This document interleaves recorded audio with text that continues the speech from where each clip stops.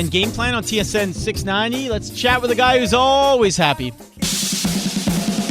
Weekend Game Plan gets out into the community with Suburban Newspaper sports editor Mark Lidbetter and the Amateur Sports Report. The perennial, jovial Mark Lidbetter, sports at thesuburban.com to reach Mark for the weekly segment or for the weekly newspaper. Mark, let's start in the pool.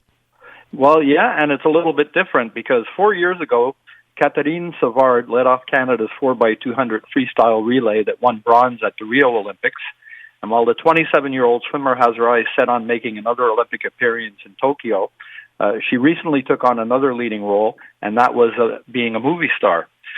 Savard is the headliner in the new Quebecois film Nadia Butterfly, in which she plays an Olympic swimmer. And it all started with a call from the movie's director, Pascal Plante, a former competitive swimmer, but who had never had the Olympic experience.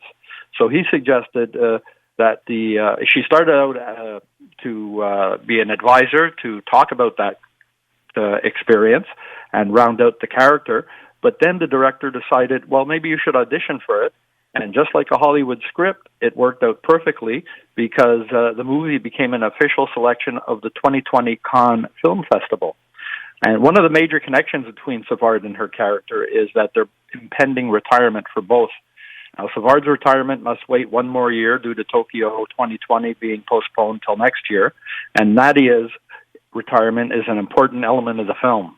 Now, Savard had planned for months, even years, to end her career after Tokyo, but with the games now on hold, she had to adjust those plans. And acting career or not, the next few months are unclear for her and the others on the Olympic team. Now, Savard's acting skills can now be viewed as the film was released on September 18th. Wow. Something that's kind of neat. Yeah, no, it is, for sure. All right, Mark, let's keep it with the body of water, but the frozen kind. What's happening in local hockey? Well, it's been a rough restart to the elite levels of hockey's preseason campaign. Like last Friday night was to mark the start of a weekend with copious amounts of games to get players set for the targeted mid-October start date of the Quebec Midget AAA League.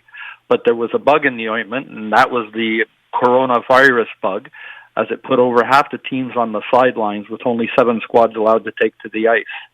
Now, right now, there are only 5 players, all on the same team, the Jonquière Elite, who have tested positive. But since these teams fall under school sports regulation, any team where a student doesn't have to have a student infected, it doesn't have to be a player, they have to remove themselves from competing for 14 days. So, like, for example, Laval Montreal had 2 games scheduled in Gatineau last night. It was on the schedule on Monday, or it was off the schedule on Monday, back on the schedule Tuesday, and then Wednesday canceled. So they have to step away. Gatineau has to step away for 2 weeks since a student tested positive in their polyvalent Nicolas Gatineau. And then more games have disappeared from the schedule this weekend, including the Lac St. Louis Lions. And in the Quebec Junior AAA Hockey League, they had to pause their Challenge Cup, even though there have been no cases reported on players or staff members, but it was done due to the second wave. And they're waiting to hear, how things are going to proceed from the Public Health Agency, Hockey Quebec, and the Ministry of Education. But they hope to resume the Challenge Cup on October 1st. So really, situation in flux out there. And finally, on the diamond. Yeah, and tonight at 8 p.m. at Laval's Parc Lausanne, the semifinalists for the Quebec Junior AA Baseball League will be decided with a Game 7 meeting between Repentigny and the Laval Pirates, who are deadlocked at 3 games apiece. Repentigny has pressed the league champion Pirates every step of the way. Laval, trailing 3-2 and playing on the road on Thursday night, though, pulled even as they mercied Repentigny 15-4 to force the deciding game. They broke open a 2-2 tie with a 12-run third-inning performance, and that ended the game in the 5th inning as Repentigny couldn't get any. And it's going to be a great pitching matchup tonight with Matthew Pilon at 2-0 for Repentigny, taking on Etienne Lalonde for the Pirates, whose 1-1 record on the mound was improved to 1-1. Last game he pitched with a beautiful one-hitter. So I'll be out there tonight watching some ball. All right, sports at thesuburban.com is the email address for the weekly segment or for the weekly newspaper. Thank you, Mark.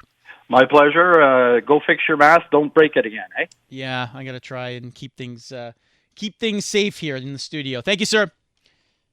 All right, it's Weekend Game Plan here on TSN 690. Up next, can the Lightning polish off the Stars tonight?